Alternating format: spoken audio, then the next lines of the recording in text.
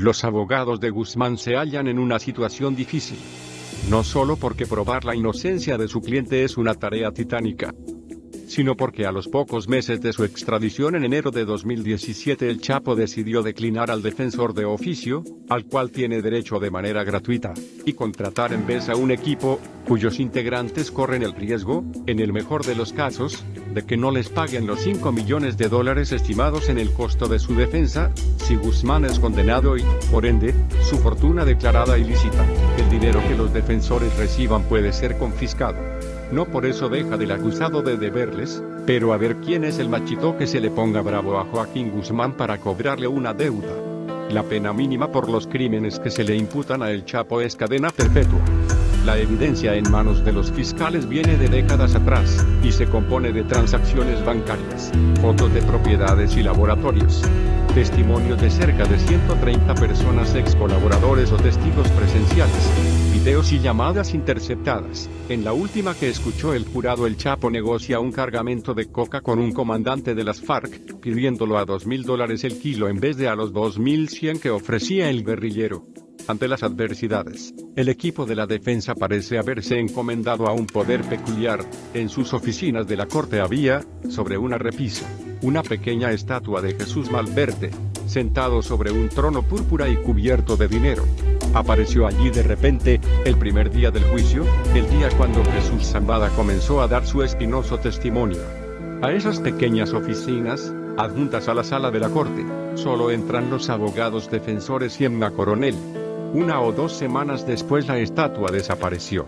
Esta y otras historias similares hacen las delicias de los reporteros novatos, de sus lectores y de quien las despacha ante el cautivado público. Ángel Eduardo Valareso, uno de los abogados tutelares de El Chapo, que la semana pasada fue amonestado por el juez Logan cuando tuiteó una grabación de un puño de tierra justo cuando declaraba Miguel Ángel Martínez, testigo protegido a quien Guzmán llevó esa canción de serenata nocturna por 8 horas seguidas antes de bombardear su celda. Valareso, ecuatoriano basado en Washington, se unió a la defensa tarde, apenas a fines de septiembre, y no es ningún novato en cuanto a los códigos del crimen organizado. Antes de sumarse al equipo de El Chapo fungió esta primavera como defensor del hoy rival empedernido de Guzmán, Alfredo Beltrán Leiva, y en el pasado abril fue sentenciado en Estados Unidos a cadena perpetua y obligado a entregar $529 millones. En 2009 Valareso formó parte de la defensa de Zen Villegon, importador desde China de efedrinas y otros precursores para surtir los laboratorios michoacanos productores de tachas destinadas al mercado gringo, y lavador del dinero resultante. En 2007 la policía mexicana encontró en su casa $200 millones en efectivo. La defensa argumentó que Yegon era un honesto hombre de negocios que había sido señalado por la policía mexicana solo por tener rasgos distintos.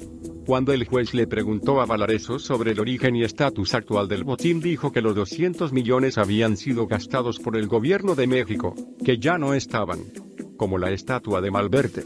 Otro abogado con experiencia en el ramo es William Purpura, oriundo de Baltimore, quien desde antes de comenzar el juicio peregrinaba semanalmente a la celda de El Chapo, sin permitirle siquiera saludarlo de mano. Los únicos otros visitantes esporádicos del sinaloense son sus hijas de 7 años.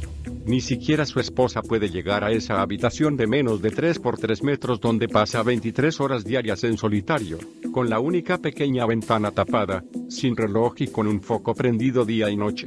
Purpura comenzó defendiendo narcotraficantes, asesinos y estafadores locales, y políticos y policías corruptos. No destacó académicamente y no le apura no ser socio de las tradicionales barras de abogados. Sus limitaciones las compensa con una disciplina férrea, y por eso Valareso lo ha usado, desde 2006, como asesor o socio cuando sus clientes contemplan la posibilidad de la pena de muerte. Su primer caso juntos fue el de un menor acusado de asesinato y de vender polvo de ángel en los suburbios de Washington, que fue absuelto de sus cargos mayores. Si bien el gobierno mexicano exigió como requisito para la extradición de El Chapo quitar la pena capital de la mesa, la futura calidad de vida del sinaloense en prisión depende de la severidad de su sentencia. El siguiente caso de Valareso fue el de un colombiano que gestionaba pagos por cargamentos de coca, y a raíz de eso su nombre se hizo famoso entre los cárteles. Lavado de dinero, narcotráfico, asesinato y crimen organizado comenzaron a ocupar la mayor parte de sus carteras de clientes, y la experiencia de Púrpura en ese tipo de delitos hizo que pronto formaran equipo, llegando a defender ambos a Alfredo Beltrán Leiva, quien recibió cadena perpetua.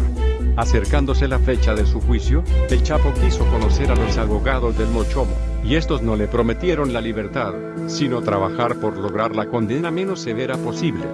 Jeffrey Lichtman, contratado por Guzmán este agosto pasado y quien hace 13 años defendió exitosamente al hijo del capo de la mafia de la familia Gambino, Jonah Gotti, la defensa consiguió para el mafioso la nulidad de uno de sus juicios y el desistimiento en varios de los principales cargos, fraude y asesinato, causándole el apodo del Don de Teflón, porque no había acusación que pegara.